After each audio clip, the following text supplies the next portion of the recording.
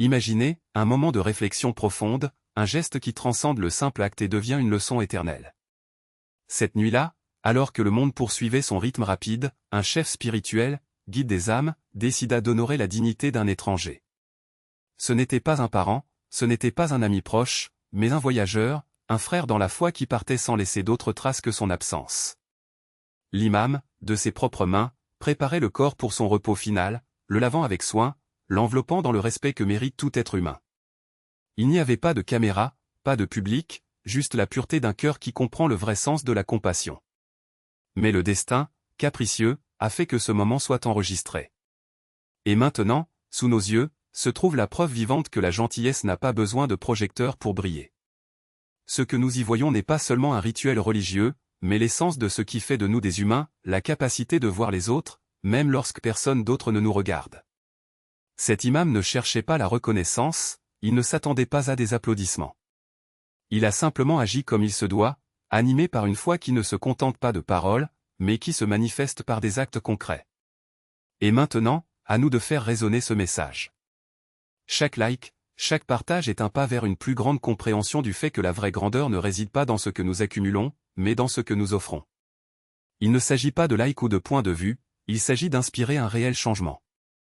En diffusant cet exemple, nous disons au monde que l'empathie existe toujours, que la solidarité n'est pas un concept dépassé. Nous montrons que, même à l'époque de l'individualisme, certains croient encore au pouvoir transformateur d'un simple geste. Pensez-y, combien de fois passons-nous devant quelqu'un dans le besoin et détournons-nous le regard? Combien d'occasions de faire la différence avons-nous manqué par peur, par paresse ou par indifférence? Cet imam n'a pas hésité.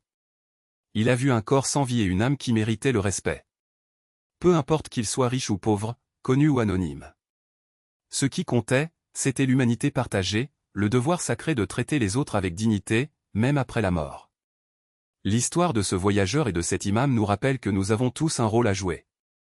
Nous n'avons pas besoin d'être des chefs religieux pour agir avec compassion. Il suffit d'un peu de courage pour briser l'indifférence et tendre la main, même lorsque personne ne regarde. Après tout, la foi qui ne se traduit pas en action est comme un arbre sans fruits, beau à regarder, mais incapable de nourrir ceux qui sont dans le besoin. Et si chacun de nous, inspiré par cet exemple, décidait de faire une seule chose différemment aujourd'hui? Un geste petit mais significatif. Un mot de réconfort, un acte de gentillesse, un moment de véritable attention. Imaginez l'impact si des millions de personnes dans le monde choisissaient de vivre ainsi. Ne serait-ce pas là le vrai sens de la communauté? Ne serait-ce pas la preuve que, malgré tout, il y a encore de l'espoir?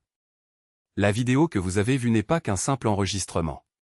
C'est une vocation. Un rappel que, dans le chaos de la vie quotidienne, nous pouvons encore choisir d'être meilleurs. Nous pouvons toujours décider que la vie n'est pas une question de réalisation personnelle, mais plutôt de la façon dont nous nous traitons les uns les autres. Cette vraie richesse ne réside pas dans ce que nous possédons, mais dans ce que nous laissons derrière nous, un héritage d'amour, de respect et d'humanité. Alors ne laissez pas ce message mourir ici. Partagez, réfléchir, agir. Faites en sorte que cet exemple dépasse les barrières des médias sociaux et devienne quelque chose de réel, de tangible, qui touche des vies. Parce qu'en fin de compte, ce qui compte vraiment, ce n'est pas combien de personnes ont vu ce que vous avez fait, mais combien en ont été touchées. Et si ce geste incite une seule personne à changer, cela en aura valu la peine. Après tout, la foi sans les œuvres est morte, comme on dit. Et la vie, sans but, n'est rien d'autre qu'une ombre passagère. Puissions-nous alors être comme cet aimant, ferme dans nos convictions, généreux dans l'amour et infatigable dans la recherche d'un monde où la compassion est la règle et non l'exception. Que Dieu nous donne la force de suivre ce chemin, en pardonnant nos échecs et en nous guidant toujours vers le bien.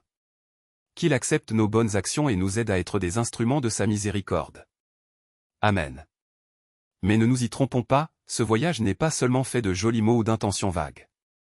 Cela exige des actions concrètes, des mains qui se tendent avant même que la bouche ne le demande, des cœurs qui battent au rythme de l'urgence et non de la procrastination.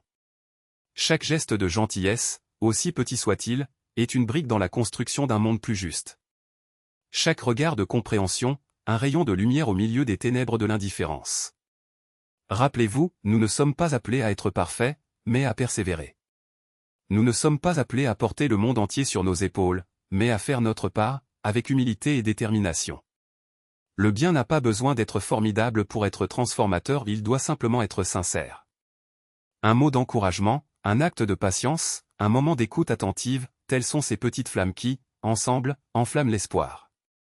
Et quand les forces faiblissent, quand le doute murmure que l'effort est vain, tournons nos regards vers celui qui ne nous abandonne jamais. Qu'il renouvelle notre courage, nous rappelle notre valeur et nous montre, à chaque pas, que même les chutes peuvent être des étapes. Parce qu'en fin de compte, ce qui compte vraiment n'est pas le nombre de fois où nous trébuchons, mais le nombre de fois où nous nous relevons et avançons, fermes dans la foi et généreux dans l'amour. Que nos vies soient comme des rivières qui, malgré les pierres qu'elles rencontrent sur leur chemin, ne s'arrêtent jamais de couler. Que notre compassion soit aussi constante que l'aube, aussi nécessaire que l'air que nous respirons. Et cela, au final, nous pouvons honnêtement dire, nous avons fait ce que nous pouvions, et cela a suffi. Parce que dans le domaine de l'amour, il n'y a pas de mesure pour la générosité ou seulement l'invitation éternelle à donner plus, à aimer plus, à servir davantage. Amen.